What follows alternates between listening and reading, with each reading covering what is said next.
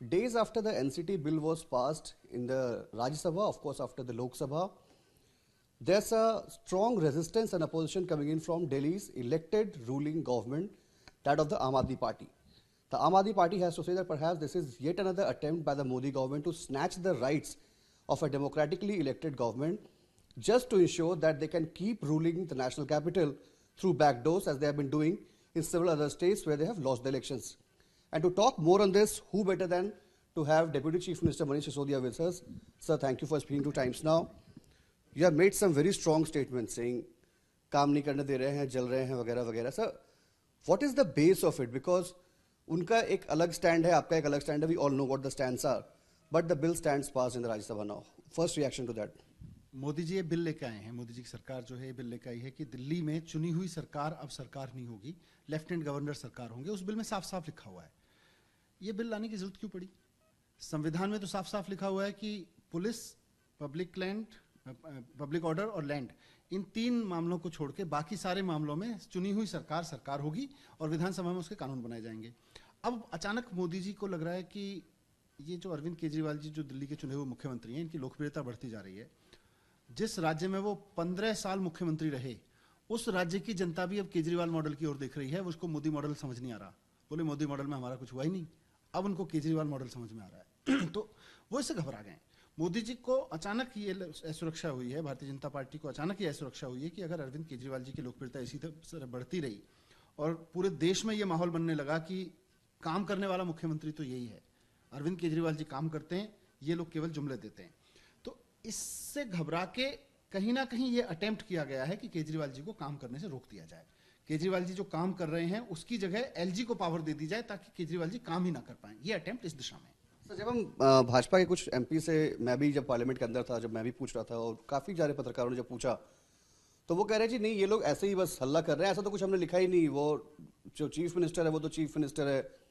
Rules और जो powers हैं वो डिफाइन हो जाए ऑन पेपर, इसलिए हम ये बिल लेकर आए हैं. सर, ये उनका स्टैंड है. तो ये डिफाइन करने की नए सिरे से जरूरत क्या पड़ी जब संविधान में स्पष्ट रूप से डिफाइन कर रखा है. संविधान ने स्पष्ट रूप से डिफाइन कर रखा है कि दिल्ली का चुनाव मुख्यमंत्री होगा, 3 विषयों को छोड़ के बाकी सब पे वो डिसीजन लेगा, वो काम करेगा. आप कह रहे हो कि नहीं नहीं, अब चुनाव हुआ, मुख्यमंत्री नहीं विषय डिसीजन लेगा, एलजी सरकार होंगे, एलजी के पास हर एक फाइल जाएगी. इसकी जरूरत क्यों है? इसका मतलब संविधान के खिलाफ जा रहे हो ना. जो कानून में लिखा है मैं उसी को पे क्वेश्चन कर रहा हूं कि जो कानून में आपने लिखा है कि सरकार का मतलब होगा एलजी, आप कह रहे हो चुनी हुई सरकार, केजरीवाल जी सरकार नहीं होंगे, लेफ्टिनेंट गवर्नर सरकार होंगे. तो ये संविधान के खिलाफ जाने की आपको जरूरत क्या पड़ी? इतना डर गए आप अरविंद केजरीवाल जी की लोकप्रियता से कि आपको लगने लगा कि यार ये तो अगर इसी तरह से लोकप्रिय होता रहा तो लोग कहने लगेंगे ये तो मोदी का विकल्प है. और लोग आज बात करने लगे हैं. ये सवाल तो बार बार पूछते हैं लोग कि भाई मोदी जी का विकल्प क्या है, मोदी जी का विकल्प क्या है. आज लोग कहने लगे कि केजरीवाल है मोदी का विकल्प. और इसी बात से डर के केजरीवाल जी के रास्ते में टांग अड़ाने के लिए कि केजरीवाल जी की सरकार को ही एक तरह से डिफंक गवर्नमेंट बना दो, ये कोशिश में ये बिल लेके आए हैं. पर मैं आपको कहना चाहता हूं कि केजरीवाल जी जिस तरह से लड़ते हैं और जिस तरह से काम करते हैं, रोक नहीं पाएंगे केजरीवाल जी को काम करने से. सर, भाजपा की तो बात हो रही है, अब कॉन्स्टिट्यूशन की आप लोग बात कर रहे हैं, एक सैबोटाज करने की बात कर रहे हैं, मगर एक और पार्टी है दिल्ली में सर, कांग्रेस पार्टी, वो कह रही है कि जब आर्टिकल 370 हटा था तो आप लोग बड़े ट्वीट कर रहे थे, समर्थन कर रहे थे. ये उनका कहना है. वो कह रहे हैं कि फिर आज केजरीवाल जी क्यों रो रहे हैं, जब वो उस वक्त उनके लिए खड़े नहीं हुए तो आज उनके लिए कौन खड़े होगा. ऑल्दो कांग्रेस ने आपका साथ दिया है, मतलब वॉकआउट किया, but they stood with you in solidarity. देखिए, आर्टिकल 370 हटा के जम्मू कश्मीर को देश के बाकी राज्यों के बराबर लाना एक डिसीजन है. वहां उन्होंने संविधान में चेंज किया है. यहां तो संविधान के खिलाफ जाके, संविधान में लिखा हुआ है कि चुनी हुई सरकार होगी और नया कानून कह रहा है कि हम संविधान की बात नहीं मानेंगे, हम तो चुनी हुई सरकार को एलजी डिक्लेयर करेंगे, कि एलजी को डिक्लेयर करेंगे. चुनी हुई सरकार है, मुख्यमंत्री चुनी हुई सरकार नहीं होगा. तो यहां तो संविधान के खिलाफ जाके ये कानून लाया गया है. वहां संविधान बदला. 370 पे सबकी अलग अलग राय हो सकती है. देश में एक बड़ी राय थी कि 370 हटना चाहिए, हमारी भी राय थी 370 हटना चाहिए. हमने उसका 370 को हटाने, लेकिन चुनी हुई सरकार के अधिकारी ना रहें, चुनी हुई सरकार डिसीजन नहीं लेगी, चुनी हुई सरकार की जगह लेफ्टिनेंट गवर्नर करेंगे. कल को उत्तर प्रदेश में योगी आदित्यनाथ जी की जगह वहां के गवर्नर अगर को पावर दे दी जाए तो ये तो अलोकतांत्रिक, असंवैधानिक होगा ना. ये दिल्ली में कर रहे हैं. तो उसकी वजह क्या है? वजह केवल एक है कि दिल्ली में जो केजरीवाल मॉडल निकल के आया है गवर्नेंस का, भारतीय जनता पार्टी या मोदी जी के पास अपना कोई मॉडल नहीं बचा है. आज पूरे देश में कहीं कोई ये नहीं कहता है साहब मोदी जी ने स्कूल अच्छे करा दिए. सब कहते हैं. मैं कल सिक्किम में था, वहां भी लोग कह रहे थे जी जैसे आपने स्कूल अच्छे कराए वैसे हमारे सिक्किम में भी अच्छे होने चाहिए. तो आज मोदी जी का कोई मॉडल नहीं है. भारतीय जनता पार्टी का कोई मॉडल नहीं है, केजरीवाल जी का मॉडल है जिसके देश में इसीलिए सूरत हुआ ना भाई। केजरीवाल जी का मॉडल क्या है? सामान्यतः पूरे देश में किसी आदमी को कोई गाड़ी के लाइसेंस लेना हो, सर्टिफिकेट बनवाना हो, जन्म प्रमाण पत्र बनवाना हो, एड्रेस बनवाना हो, सब एसडीएम के दफ्तर जाते हैं और वहां धक्के खाते हैं। अरविंद केजरीवाल जी के गवर्नेंस मॉडल कहता है नहीं नहीं, आदमी को सरकारी दफ्तर में नहीं जाना, सरकारी दफ्तर में बैठा आदमी, सरकार आपके घर पे आएगी और सर्टिफिकेट बना के देके जाएगी, आपका निवास प्रमाण पत्र। खाना पहुंचाने की बात कर रहे हैं तो सारे देश में राशन की चोरी हो रही है। केजरीवाल जी कह रहे हैं कि राशन लेने ही नहीं जाना आपको, आपके घर पे राशन आ जाएगा। तो ये सारे मॉडल केजरीवाल जी के मॉडल ऑफ गवर्नेंस में आ रहे हैं और इससे, क्योंकि इनसे हो तो रहा नहीं, इनसे कहीं अपने राज्य में नहीं हुआ। 15 साल मोदी जी मुख्यमंत्री थे, वहां पे इन्होंने नहीं किया। आज जब केजरीवाल जी करके दिखा रहे हैं तो इनके सामने चैलेंज खड़ा हो गया है कि हम केजरीवाल को रोकें कैसे, उसकी लोकप्रियता को कैसे रोकें, और ये अटेम्प्ट कहीं ना कहीं उस दिशा में उठाया हुआ। सर बिल्कुल जमीनी मुद्दे की बात करते हैं सर। अगर आपके स्कूल में टीचर पढ़ा नहीं रहा होगा, मेरे घर के आगे का रोड बन नहीं रहा होगा, जब जनता हमारे पास आएगी तो हम किसके पास भेजें सर? आपके पास भेजें कि एलजी के पास भेजें, पहले ये बता दीजिए सर। देखो, जनता ने तो हमको चुन के भेजा है, जनता तो हम एलजी साहब के तो दरवाजे पे तो छोड़ दो, उनकी गली तक पुलिस नहीं जाने देगी वहां पे, तो जनता तो हमारे पास आएगी ना। और आज मोदी जी कह रहे हैं नहीं नहीं, चुनी हुई सरकार के पास पावर नहीं होनी चाहिए, तो ये तो जनता के साथ धोखा है। तो जनता के साथ धोखा, जनता को साथ जो जनता के मैंडेट के खिलाफ जाके, संविधान के खिलाफ जाके जो आज मोदी जी ने फैसला लिया है, क्यों लिया है? मेरा आज सवाल यह है, सिर्फ इसलिए लिया है क्योंकि आप केजरीवाल जी की बढ़ती लोकप्रियता से घबराए हुए हैं, आप असुरक्षित महसूस कर रहे हैं अरविंद केजरीवाल के सामने, उनके काम के सामने।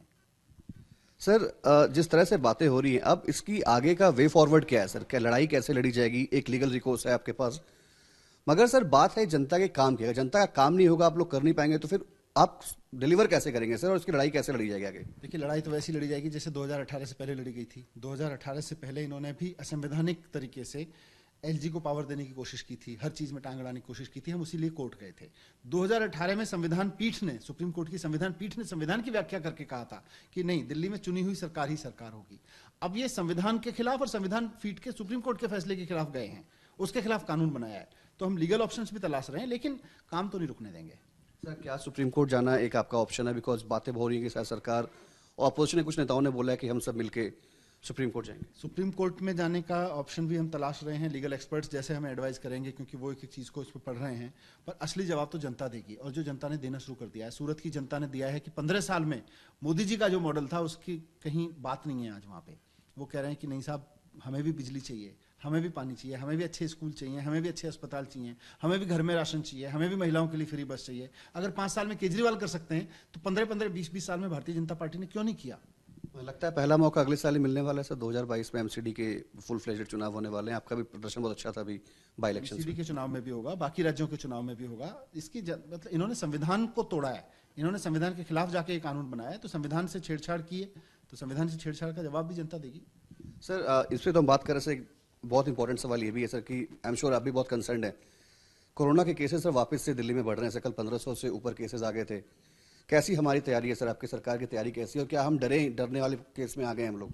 नहीं, डरने की तो देखो जरूरत नहीं, सावधान रहने की जरूरत है।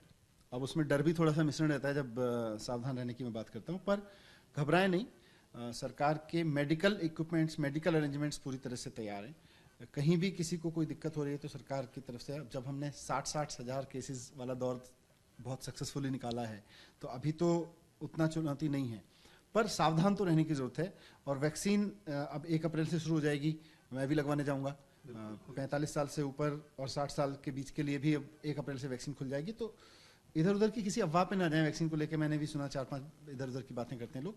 वैक्सीन से देश में कोरोना एकदम खत्म हो जाएगा ऐसा नहीं है, पर जितने ज्यादा लोगों को वैक्सीन लगती चली जाएगी उतना लोगों के अंदर कॉन्फिडेंस आता चला जाएगा कि वैक्सीन काम कर रही है।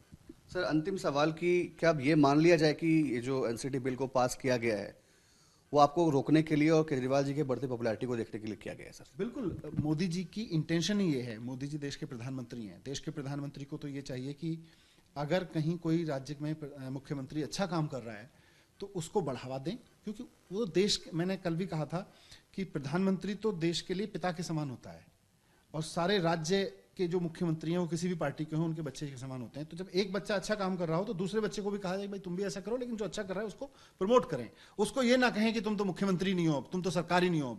तो ये गलत है। इसीलिए मैं कह रहा हूं कि लकीर को मिटाइए मत, बड़ी लकीर खींचिए। आपके पास कई राज्य हैं, आप देश के प्रधानमंत्री हैं, थोड़ा बड़ा दिल रखिए, बड़ा दिल रख के फैसला लीजिए और देश के लिए सोचिए। देश में अगर कोई अच्छी गवर्नेंस आ रही है किसी राज्य में तो बाकी राज्यों को कहिए कि भाई इस तरह की गवर्नेंस करें, स्कूल बनवाएं, अस्पताल बनवाएं, बिजली 24 घंटे करवाएं, सड़कें अच्छी बनवाएं, इस पे बात करिए।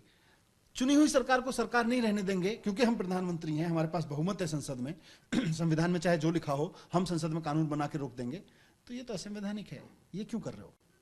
So have a bigger heart, stop doing unconstitutional things is what the message of the Aam Aadmi Party is, perhaps going on to say that the fight will also be fought not only by the party in question here, but also by people of Delhi in various elections that are coming, and not only people of Delhi, but perhaps people across the nation who are seeing what is unfolding in the national capital and what has already unfolded in the Indian Parliament.